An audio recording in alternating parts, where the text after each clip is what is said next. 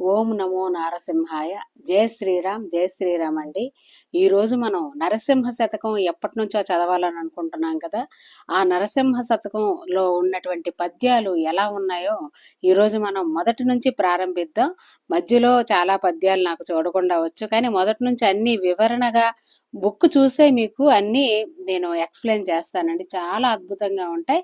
తప్పకుండా ప్రతి పద్యాన్ని మిస్ అవ్వకుండా వినండి. ఇది నరసింహ శతకంలో మొదటి పద్యం. టీకా తాత్పర్య సహితంగా ఉంది కాబట్టి దీన్ని మనం అర్థం చక్కగా తెలుసుకుందాం.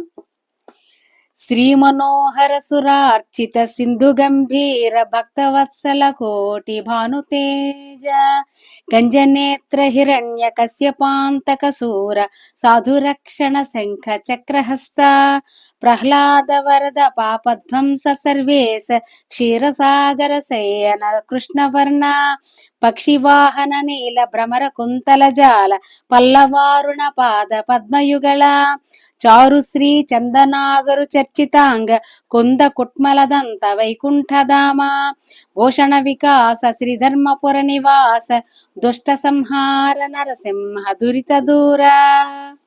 అర్థం ఏంటో తెలుసుకుందాం.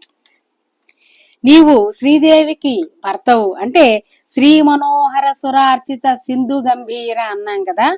నీవు శ్రీదేవికి భర్తవు, దేవతలచే పూజింపబడువాడవు, సముద్రము వలె గంభీరమైన వాడవు, భక్తులను బ్రోచువాడవు, కోటి సూర్యుల తేజముతో ప్రకాశించువాడవు, పద్మముల వంటి కన్నులు కలవాడవు, చేతులందు శంఖచక్రములు కలవాడవు, హిరణ్యకశిపుని చంపి ప్రహ్లాదుని బ్రోచిన సన్మార్గుల రక్షకుడవు, పాలసముద్రమున పవళించువాడవు, నల్లని కేశపాసములు కలవాడవు, చిగురాకుల వంటి ఎర్రని పాద పద్మద్వయము ద్వయము అంటే రెండు పాదములు కలవాడవు, మంచి గంధము మొదలగు సువాసన ద్రవ్యములు శరీరమును పూయబడిన వాడవు, మల్లె మొగ్గల వంటి పొలివరస కలవాడు, వైకుంఠమందుండు వాడవు అగు ఓ శ్రీహరి నీకు నమస్కారము. నరసింహ రూపంలో ఉన్నటువంటి ఓ శ్రీహరి నీకు నమస్కారమని ఈ పద్యాలు శతక రచయిత ఎవరండి? శేషప్ప కవి గారు రచించారన్నమాట ఈ నరసింహ శతకాన్ని. అద్భుతం, మహా అద్భుతం.